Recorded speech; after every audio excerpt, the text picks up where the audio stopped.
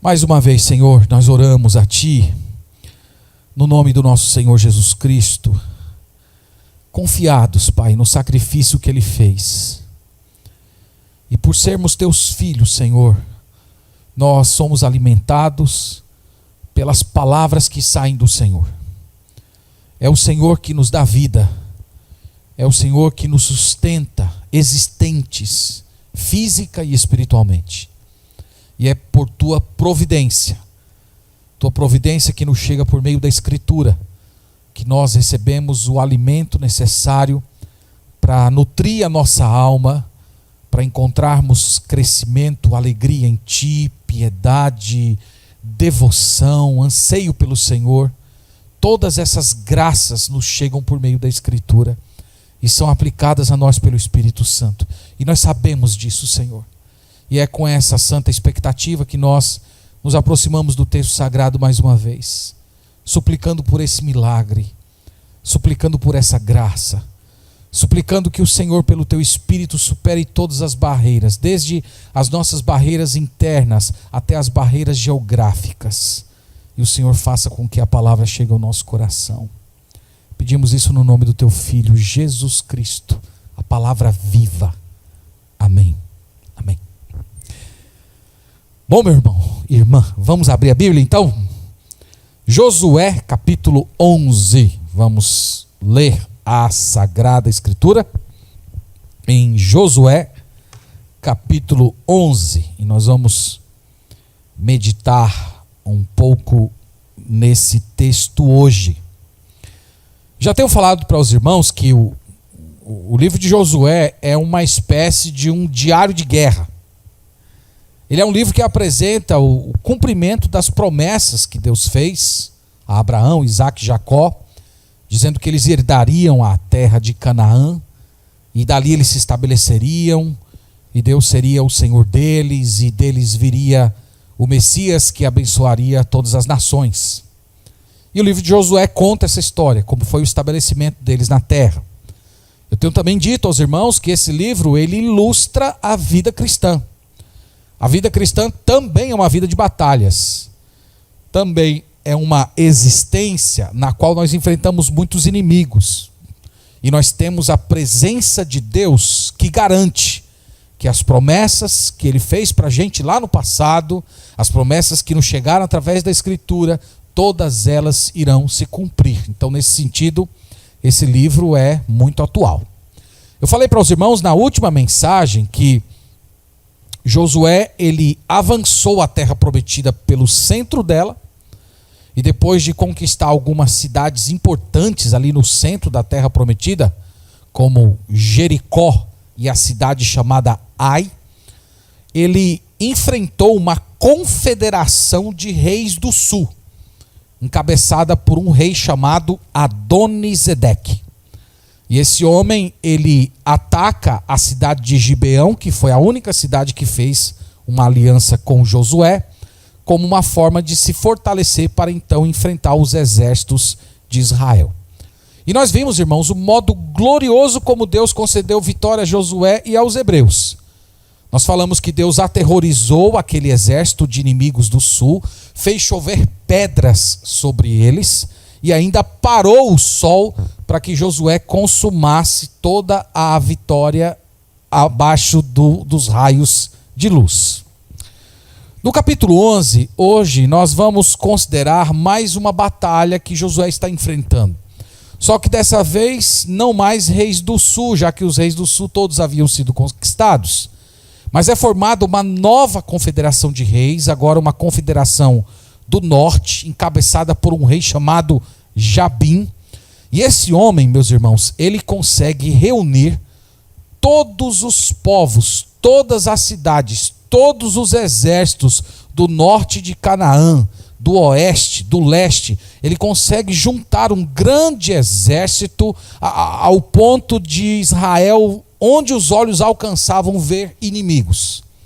E nós veremos aqui o modo como Deus entregou essa vitória para Josué, mas especialmente eu quero destacar no final da pregação o fato de que Deus endureceu o coração dessas pessoas para que eles não crescem no Senhor, para que eles não fizessem aliança com Josué e assim eles fossem destruídos por Deus. Então fica aí com essa provocação para a gente olhar no final da mensagem. Então, nós vamos lendo e à medida que formos avançando na leitura, vamos fazendo aqui algumas pausas para considerar algumas questões. Nós vamos começar lendo do verso 1 ao 5 e nós vamos ver aqui, irmãos, que o rei Jabim, depois de saber que Josué vencera todos os reis do sul, ele formou uma grande confederação de reis e exércitos para lutar contra Israel. Veja que é isso que diz nos versos de 1 a 5.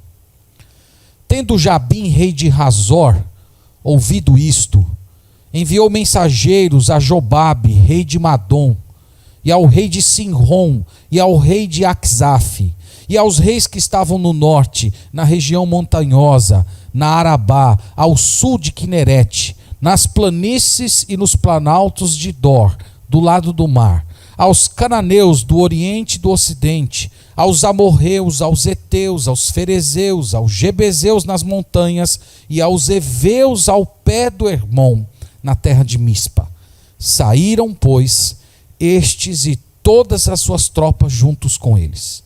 Muito povo, em multidão, como a areia que está na praia do mar, e muitíssimos cavalos e carros. Todos estes reis se ajuntaram e vieram e se acamparam junto às águas de Merom para pelejarem contra Israel. Então aqui nós temos a construção, meus irmãos, da história. Esse rei chamado Jabim, depois de descobrir que os reis do sul haviam sido vencidos por Josué, ele uniu, como eu falei na introdução, todas as cidades com todos os reinos da terra prometida. Vocês viram aqui que o autor faz questão de mencionar cidades, locais, pessoas.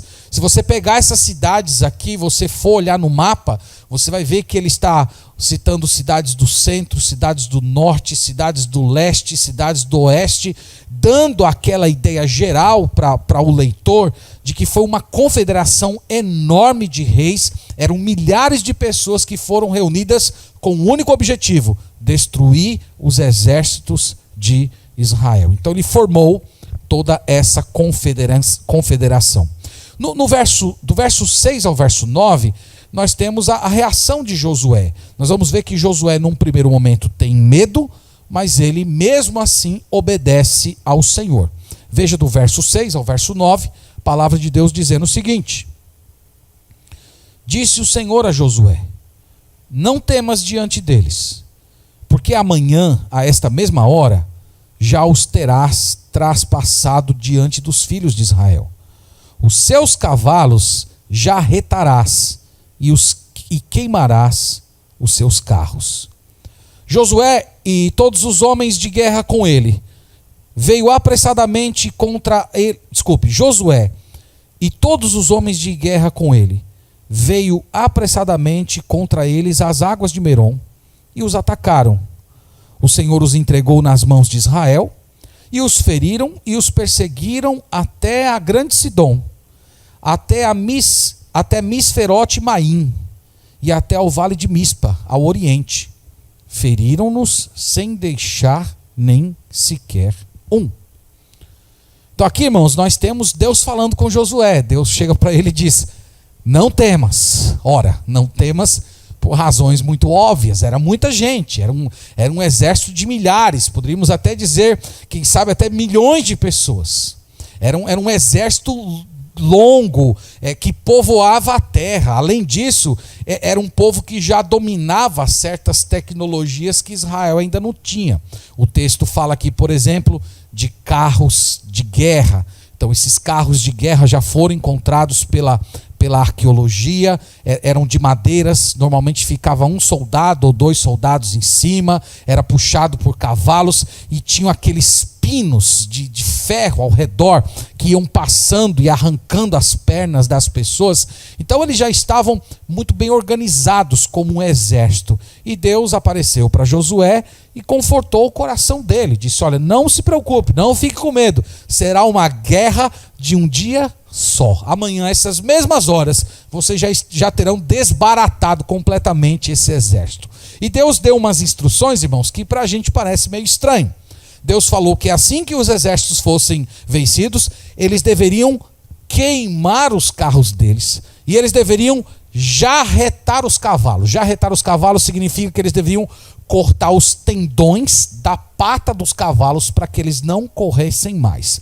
Então Deus, em outras palavras, está dizendo: vocês não devem utilizar o armamento de guerra, vocês não devem tomar pé da tecnologia dos povos da terra prometida para lutar as guerras do Senhor. E Josué, como sempre tem feito aqui no livro, nós temos visto, ele obedeceu ao Senhor à risca.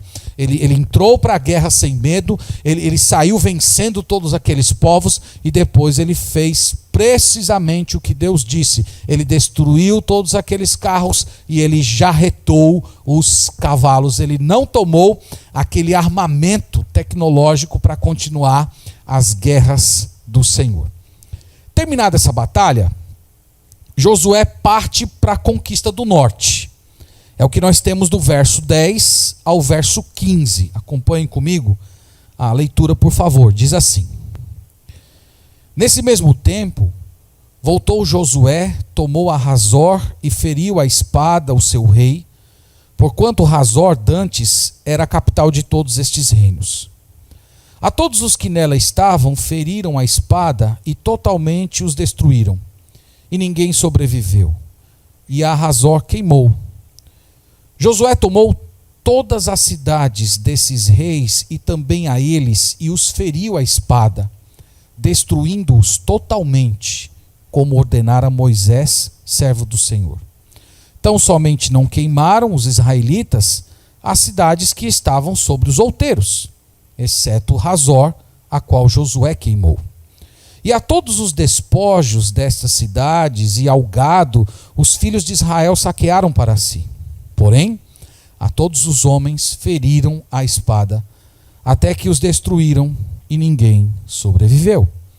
Como ordenara o Senhor a Moisés, seu servo, assim Moisés ordenou a Josué.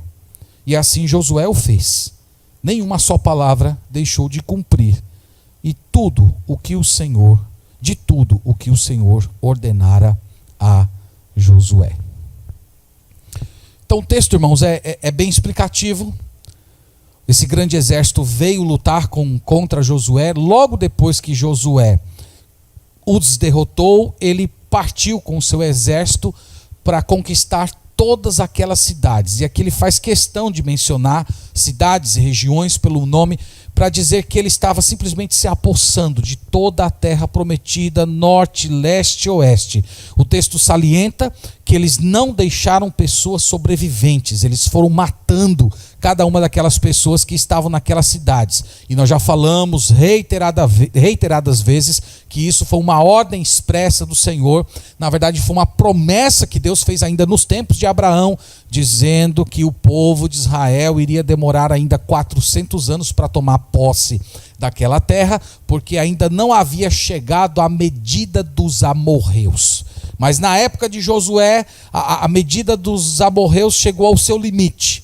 E Deus instituiu Josué e o povo de Israel como sendo a espada do Senhor que iria punir aqueles povos por causa da sua idolatria, por causa da sua maldade, por causa da sua descrença, por causa de tudo aquilo que eles faziam que era contra o caráter do Senhor.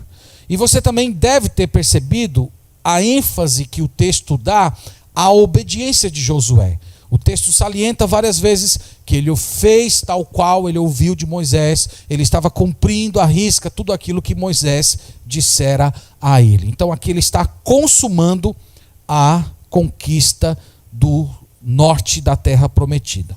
Do verso 16 ao 23, nós temos a finalização de todo esse processo.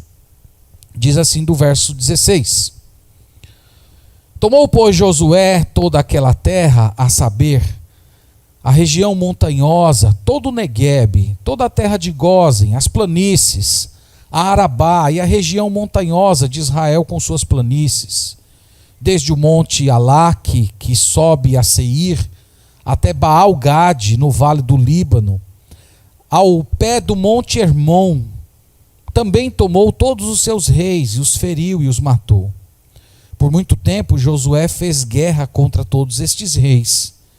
Não houve cidade que fizesse paz com os filhos de Israel, senão os heveus, moradores de Gibeão. Por meio de guerra as tomaram todas, porquanto do Senhor vinha o endurecimento do seu coração para saírem à guerra contra Israel, a fim de que fossem totalmente destruídos, e não lograssem piedade alguma, antes fossem de todo destruídos, como o Senhor tinha ordenado a Moisés. Naquele tempo veio Josué e eliminou os anaquins da região montanhosa de Hebrom, de Debir, de Anabe, e todas as montanhas de Judá, e todas as montanhas de Israel.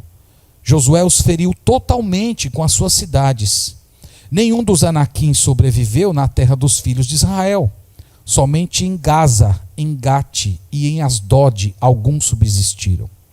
Assim, tomou Josué toda a terra, segundo tudo o que o Senhor tinha dito a Moisés. E Josué a deu em herança aos filhos de Israel, conforme as suas divisões e tribos. E a terra repousou da guerra. Amém. Mais uma vez, irmãos, o fato de o autor, no caso Josué, ser tão detalhista, citando lugares, pessoas, era uma forma de mostrar os limites da conquista. Era como se ele estivesse mostrando para o povo e para os leitores futuros uma espécie de escritura em que estava delineada todo o desenho da terra de Canaã, tal qual o Senhor havia prometido a Moisés. Lembre-se, irmãos, no entanto, que a promessa que Deus fez a Abraão no que tange a extensão da terra não se cumpriu aqui. Quando Deus apareceu a Abraão, ele disse que os limites da terra dos seus descendentes seria desde o rio Eufrates até o rio Nilo. Depois você dá uma olhada lá nos mapas que você tem no final da Bíblia, da Terra Prometida, e você vai ver que pega aquela região onde está a chamada Mesopotâmia, que tem regiões como da Babilônia, da Assíria, onde hoje está o Iraque, está o Irã, e vem até o norte da África, onde hoje nós temos o Egito. Essa foi toda a extensão que Deus prometeu a Abraão. E Israel, irmãos, em todo o Antigo Testamento, nunca viu essa promessa sendo cumprida. Até nos melhores anos do rei Davi, quando Israel estendeu a sua influência, internacionalizou-se, nós não vemos Israel com tamanha extensão de terra. Essa promessa ela vai ficar para o futuro, os profetas do Antigo Testamento voltam a ela e ela será cumprida plenamente no reino milenar. Um outro destaque também aqui desses versículos é que essas guerras se estenderam por muito tempo.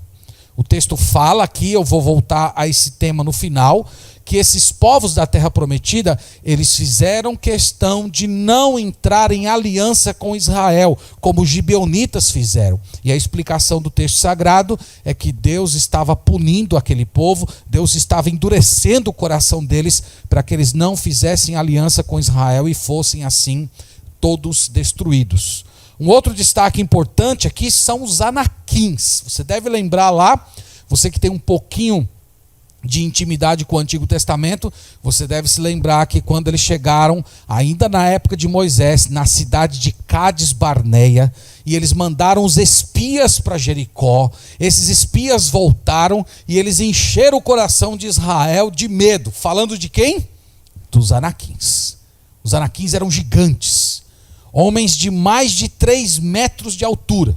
A arqueologia já tem descoberto isso, tem muito incrédulo negando isso, mas você pode aí procurar já na internet que tem muitas fotos de descobertas arqueológicas de homens de mais de 3 metros. E o texto sagrado diz que o povo de Israel, lá na época de Moisés, fraquejou diante desses homens, diante desses anaquins. E aqui agora, o povo de Israel, os hebreus estão entrando na terra prometida e Deus está dando vitória a eles sobre os anaquins, sobre esses homens gigantes que eram guerreiros. O texto sagrado diz que eles fugiram para Gaza, Gate e Asdod. Olha depois lá no mapa e vocês vão ver que essas cidades pertenciam aos filisteus. E anos depois, o rei Davi vai se tornar conhecido justamente por ter lutado contra um gigante de Gate. Então, era um futuro descendente desses fugitivos que haviam abandonado a guerra contra Israel na ocasião aqui da conquista. No verso 23, irmãos, diz que a terra repousou. A terra repousar, evidentemente, não significa o fim da guerra, mas que Israel já tinha o pleno domínio de toda a região da terra de Canaã e apenas alguns povos ainda estavam ali, e nós podemos ver ao longo do final do livro, o livro de Juízes, explicando que alguns povos se tornaram remanescentes ali na terra de Canaã. Pois bem, meus irmãos, essa é a exposição do texto. E para as nossas lições aqui finais, eu separei da seguinte maneira. Os temas que nós temos nesse capítulo são temas repetidos ao longo do livro. Na verdade, nós temos 4 temas nesse capítulo que chegam para a gente como lições. 3 desses temas eu já tenho comentado. E o 4º tema aparece aqui pela primeira vez nesse livro. Então eu vou fazer assim aqui nas nossas amarrações finais. Eu vou primeiro recordar os 3 temas que nós já temos falado em diversas mensagens. E depois eu pretendo me demorar um pouco mais sobre o último tema, que é um tema que aparece aqui de uma forma particular que não temos nos outros capítulos do livro de Josué. Então, o primeiro tema, meus irmãos, que faz parte do livro, faz parte desse capítulo, é que Deus nos dá vitória sobre inimigos poderosos. Esse é o tema do livro de Josué e esse é o tema das Sagradas Escrituras. Nós temos aqui um Jordão impossível de ser atravessado, nós temos uma cidade chamada Jericó com muralhas inderrubáveis, nós temos uma confederação de reis ao sul e agora uma confederação de reis maior ainda no norte. Do ponto de vista humano, obstáculos intransponíveis, e Deus deu vitória sobre todas essas batalhas. E qual era o segredo de Israel para vencer? O segredo era o seu exército, o segredo era a sua tecnologia, o segredo era a disciplina dos seus combatentes. O segredo é o príncipe dos exércitos do Senhor estava com eles. Lembre-se disso. Jesus Cristo apareceu em pessoa para Josué e diz: eu sou o príncipe dos exércitos do Senhor e eu vou à frente de vocês. Esse é um tema, irmãos, desse livro. E esse é um tema da nossa vida cristã também. Uma vez que Deus está conosco, que obstáculo da nossa própria vida pode ser intransponível? Que exército pode nos vencer? Que conflito pode enfraquecer as nossas forças espirituais? Esse tema, como eu disse, ele atravessa toda a Bíblia. Quando chega no Novo Testamento, o apóstolo Paulo vai dizer: olha, que diremos, pois, à vista dessas coisas? Se Deus é por nós, quem será contra nós? Quem é que pode nos vencer? E ele enumera acusação, condenação, tribulação, angústia, perseguição. Nenhuma dessas coisas podem nos vencer. Porque nós somos fortes? Porque nós somos poderosos? Não, porque o príncipe dos exércitos do Senhor vai à frente das batalhas da nossa vida. Irmãos, esse é um tema que nós precisamos trazer ao nosso coração todos os dias. Se você constantemente pregar para si mesmo que Jesus Cristo está à frente, que Jesus Cristo é que toma a rédea da sua vida, que Jesus Cristo luta por você, que Jesus Cristo luta em você, que Ele está te conduzindo em vitória, que Ele jamais vai te abandonar, o seu coração vai se tornar um coração cada dia mais grato. Você vai parar de reclamar da sua vida, você vai parar de murmurar das suas tribulações e você vai agradecer, porque Jesus está à frente da sua vida e isso é a garantia da sua vitória. Isso também vai abençoar o seu coração com fé. Você vai entrar nos conflitos sem medo. Você vai entrar nos conflitos e nas tribulações da vida sabendo que o Senhor Jesus está com você. E isso também vai abençoar o seu coração com humildade, porque na hora em que a vitória chegar, você vai saber que não foi a sua força, que não foi a sua inteligência, que não foi a sua capacidade, mas foi a presença do Senhor Jesus Cristo contigo. Então esse é o primeiro tema. E como eu disse, é um dos temas centrais do livro de Josué, E é um dos temas de toda a Sagrada Escritura. O segundo tema: Deus nos abençoa no caminho da obediência. Irmãos, o autor, como eu disse para vocês, ele faz questão de mostrar que em todo momento Josué estava obedecendo a palavra de Deus. No verso 9 diz assim: fez-lhes Josué como o Senhor lhe dissera. No verso 12 diz: Josué tomou todas as cidades desses reis e também a eles os feriu a espada, destruindo-os totalmente, como ordenara Moisés, servo do Senhor. E no verso 15: como ordenara o Senhor a Moisés, seu servo, assim Moisés ordenou a Josué, e assim Josué o fez. Nenhuma só palavra deixou de cumprir de tudo que o Senhor ordenara a Moisés. Então, por que Deus abençoou Josué? Deus abençoou Josué, irmãos, porque ele foi obediente. Deus falou com ele, você deve lembrar lá no capítulo 1, versículo 8. Ele diz: olha, tem cuidado de obedecer a cada um dos meus mandamentos, então farás prosperar o seu caminho. Deus, meus irmãos, quer que nós façamos a sua vontade. Deus requer de nós obediência. Aliás, Deus nos abençoa no caminho da obediência. E Deus requer obediência da gente, mesmo quando as suas ordens, do ponto de vista humano, não pareçam fazer sentido nenhum.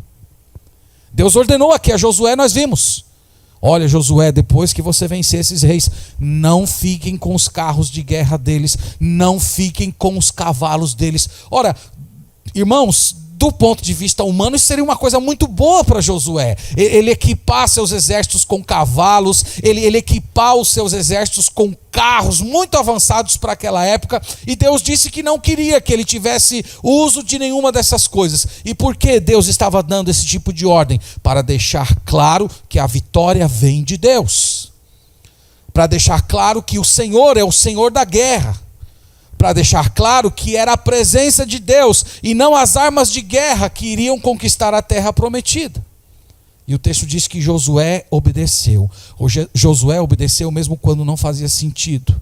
E isso, irmãos, é o chamado para todos nós. Deus quer que nós o obedeçamos. Deus quer que nós o obedeçamos quando nós estamos com medo. Deus quer que nós o obedeçamos quando tudo parece ser sentido. Deus quer que nós façamos o que a sua palavra diz. Deus espera de nós, Ele demanda de nós que nós vivamos pela fé e não vivamos por vista. Que nós obedeçamos qualquer ordem que vem de Deus, mesmo que soe para nós absurdo. Deus foge, irmãos, da lógica humana, para que quando a vitória chegar, a glória seja somente dele. Então nós aprendemos isso nesse livro e aprendemos também nesse capítulo. O terceiro tema, que também é do livro e é do capítulo, é que Deus cumpre as suas promessas. Deus falou para Abraão: Abraão, a terra que você está pisando hoje, eu vou dar à sua descendência.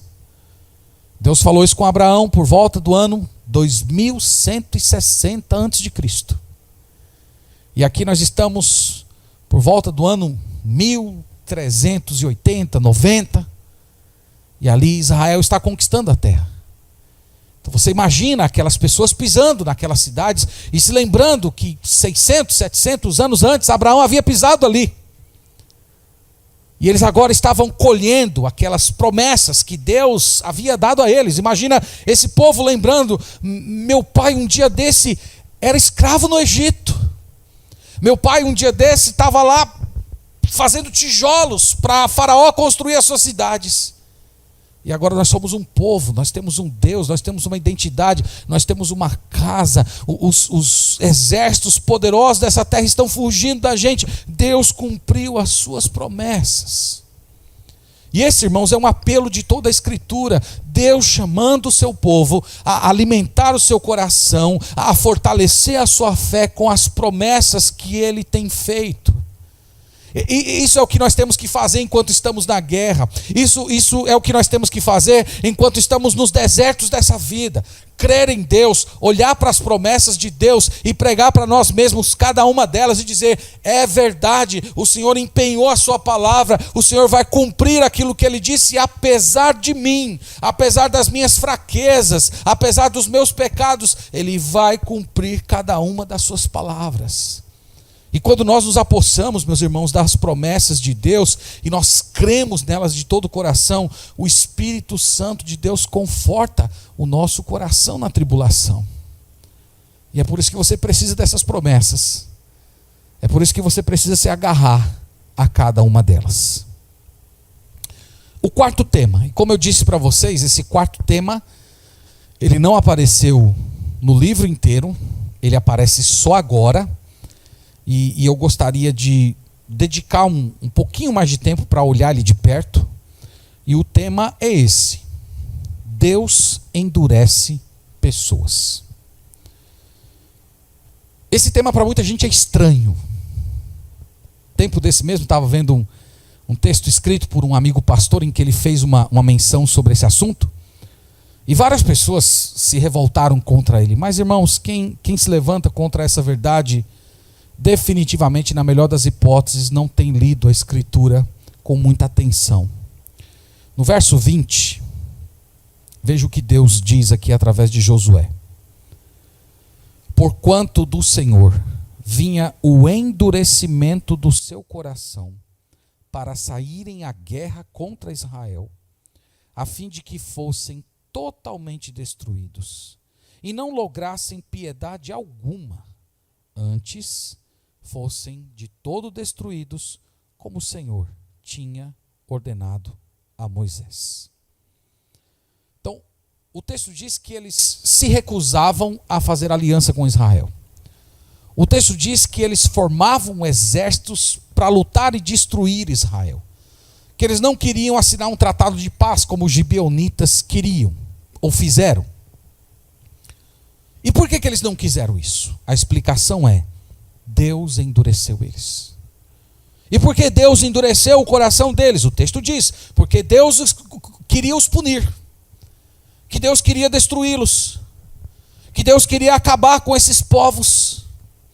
E foi por isso que eles saíram para a guerra, e foi por isso que eles nunca quiseram fazer alianças. E aqui, irmãos, está a explicação de uma das doutrinas muito fortes na Sagrada Escritura e que às vezes tem dificuldade de repousar no nosso coração: que Deus endurece aqueles a quem Ele planeja castigar, e Deus faz isso para que essa pessoa se torne ainda mais merecedora do castigo que está guardada para ela. Nós temos muitos exemplos, eu quero passar por alguns com vocês. Olha, por favor, Êxodo capítulo 3. Eu vou mostrar dois textos aqui em Êxodo. O primeiro é no capítulo 3, no verso 19. Deus aqui está preparando Moisés para ir falar a primeira vez com Faraó. E Deus diz o seguinte no verso 19. Deus já está alertando aqui Moisés de antemão. Então, Êxodo 3,19 diz: eu sei, porém, que o rei do Egito não vos deixará ir, se não for obrigado por mão forte. Então Deus já está alertando Moisés. Ele não vai ouvir você, ele não vai acolher os seus apelos, ele só vai ceder depois que ele for obrigado por mão forte. E aí você caminha para o capítulo 7, e esse é um refrão aqui do livro, tá? Você que já leu o Êxodo aqui com bastante atenção, você já deve ter visto esse versículo se repetindo outras vezes. Então, no capítulo 7, versículo 3, diz assim: eu, porém, endurecerei o coração de Faraó e multiplicarei na terra do Egito os meus sinais e as minhas maravilhas. Então veja, irmãos, o que o texto está falando. O texto está falando que Deus endurecerá o coração de Faraó. Em outras palavras, Deus está mandando Moisés ir até a presença de Faraó. Ele iria fazer milagres na presença de Faraó. Faraó iria entender que o Deus de Israel é um Deus verdadeiro, é um Deus todo-poderoso, que o Faraó estava pecando pecando quando escravizava o povo de Deus, mas mesmo depois de toda essa luz, de toda essa revelação, diz o texto, Deus iria endurecer o coração dele. E por que Deus faria isso com o faraó? Porque Deus queria castigar o Egito. Por causa da idolatria, a arrogância, a maldade, pelo fato de eles escravizarem o povo de Deus. Deus também, diz aqui o texto, ele queria fazer milagres no Egito. Ele queria mostrar a cada um, diante de cada um daqueles sinais, que ele é o único Deus, ele é o único digno de louvor. Então Deus vai até o Egito. Deus mostra o seu poder, Deus mostra que ele existe, Deus mostra que ele é a verdade, Deus mostra que os ídolos não têm poder, mas ele não quebranta o coração de Faraó. E Faraó vai se tornando cada vez mais responsável. E o castigo de Deus vai cada vez mais endurecendo em cima dele, ao ponto de cair na sua família. Então Deus endureceu o coração de Faraó porque queria castigá-lo por conta de todos os pecados que ele havia cometido. Então veja o que o texto está dizendo. O texto não está dizendo que Deus está cegando o inocente. Que Faraó é um coitadinho, uma vítima, que estava lá todo bonzinho no Egito, sendo um maravilhoso rei para o seu povo. Não. Deus endurece o coração de pessoas que já têm o coração duro. Deus endurece pessoas que já estão trilhando o caminho da desobediência. Deus endurece o coração daquelas pessoas que veem os sinais da revelação, que recebem luzes da verdade de Deus e ainda assim se recusam a se curvar diante do único Deus e verdadeiro. E quando Deus olha tamanha rebelião, ele vem e endurece mais ainda. E esse endurecimento é apenas o primeiro episódio do castigo de Deus. Porque a consumação dele será no inferno de tormentos. A Bíblia ensina essa verdade, irmãos. E nós não devemos ter medo dela. Nós devemos acolher o nosso Deus tal qual ele é revelado na Escritura. Nós não precisamos ficar desculpando ele das suas ações. Tem mais aqui ainda, viu? Olha Deuteronômio, capítulo 2. Veja que é o mesmo tema que nós estamos falando aqui. Deuteronômio capítulo 2, versículo 30. Olha o que diz o texto aqui. Mas Seom, rei de Esbom, não nos quis deixar passar por sua terra, porquanto o Senhor teu Deus endurecera o seu espírito e fizera obstinado o seu coração para tu dar nas mãos como hoje se vê. Então isso aqui foi no ministério de Moisés.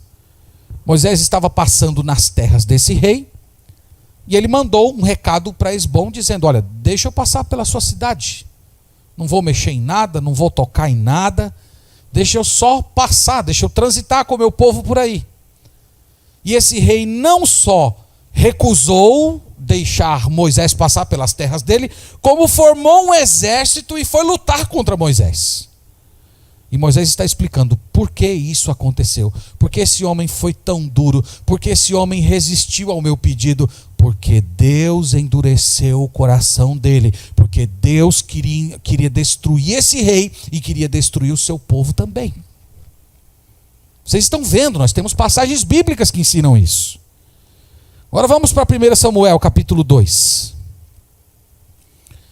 É um dos textos muito fortes no Antigo Testamento a respeito desse aspecto do caráter de Deus. Aqui é o texto que fala dos filhos de Eli. Vocês lembram que Eli era um sacerdote. E esses homens, filhos de Eli, eles eram ladrões, eles eram prostitutos, eles eram levianos no trato com as coisas de Deus. E aqui no capítulo 2, verso 23, Eli está chamando a atenção deles, advertindo. E disse-lhes, por que fazeis tais coisas? Pois de todo esse povo ouço constantemente falar do vosso mau procedimento.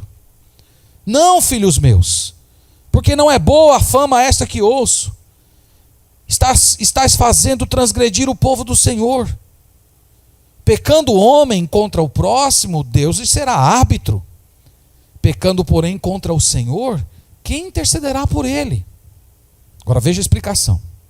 Entretanto, não ouviram a voz de seu pai, porque o Senhor os queria matar.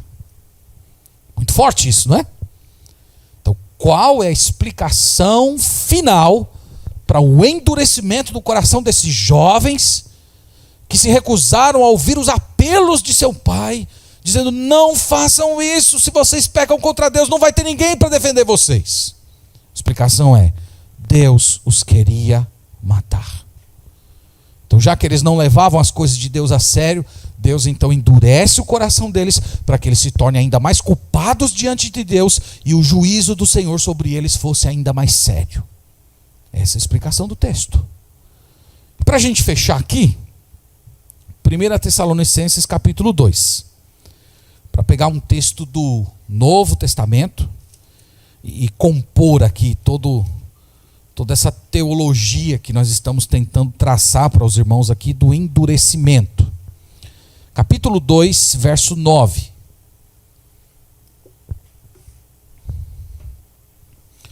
Então, 2 Tessalonicenses, capítulo 2, verso 9, falando aqui do anticristo, diz assim: ora, o aparecimento do iníquo é segundo a eficácia de Satanás, com todo o poder e sinais e prodígios da mentira, e com todo o engano de injustiça aos que perecem, porque não acolheram o amor da verdade para serem salvos.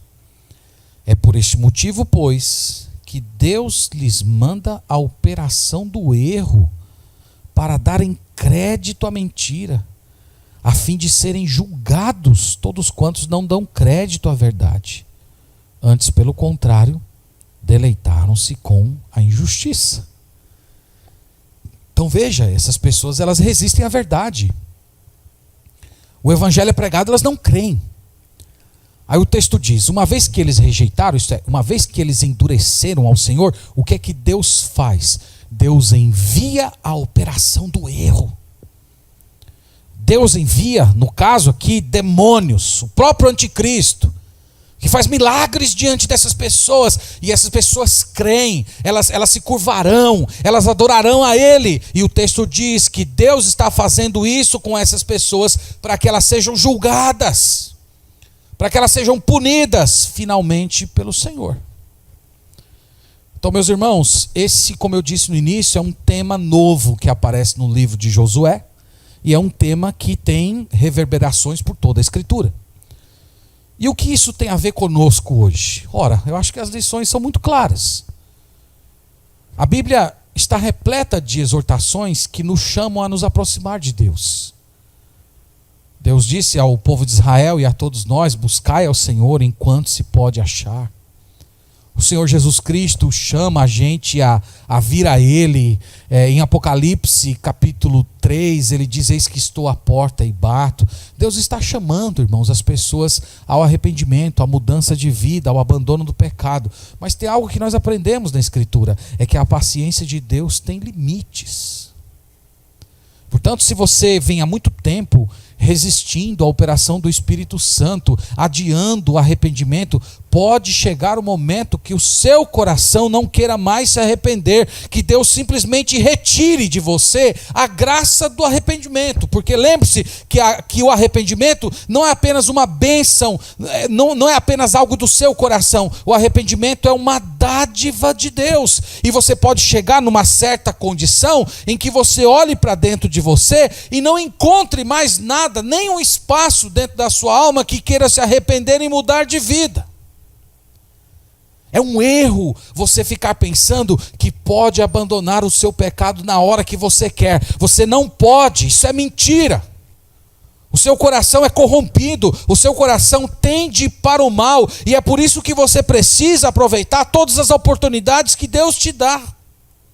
A graça de Deus nos chega, irmãos, através dessas oportunidades. A graça de Deus nos chega por meio dessas exortações, chamando a gente a abandonar o mal, a nos converter ao Senhor, a nos arrepender hoje, e a não desprezarmos o momento da nossa mudança de vida. Mas, se nós desprezamos isso, Deus simplesmente retira essa dádiva. E isso vai endurecendo, e nós vamos endurecendo, e Deus endurece o nosso coração. E o fim de tudo é destruição. Então isso é um alerta para a gente. Então você que tem ouvido a palavra de Deus, você que tem sido incomodado pelo Espírito Santo de Deus, você que já tem ouvido, sentido Deus reprovando você com respeito a comportamentos, atitudes, pensamentos, posturas, palavras, ouça a voz do Senhor. Não despreze esses raios de graça, de iluminação que estão trazendo luz aos lugares turvos da sua alma. Não despreze isso, porque pode chegar uma hora que Deus recolha isso e você vai se tornar endurecido e você vai se tornar cada vez mais distante do Senhor, e vai chegar uma hora em que não haverá mais graça para você, só haverá juízo e punição. Então venha Jesus, creia nele, abandone os seus pecados, abandone essa dureza de alma, e a hora de você fazer isso é agora. Então que Deus, meus irmãos, nos abençoe, que Ele nos dê um coração arrependido, um coração contrito, quebrantado, para não guerrearmos contra Ele, para não ficarmos enfrentando a sua graça, mas sermos transformados em novas pessoas segundo o ser de Deus. Então que Deus nos abençoe e que Ele tenha misericórdia de cada um de nós. Amém. Vamos orar, meus irmãos. Nós precisamos urgentemente orar ao Senhor por todas essas questões.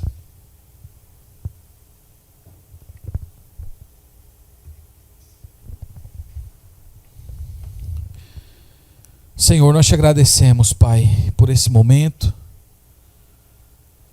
Às vezes as verdades da Tua palavra ferem, Senhor, profundo no nosso coração.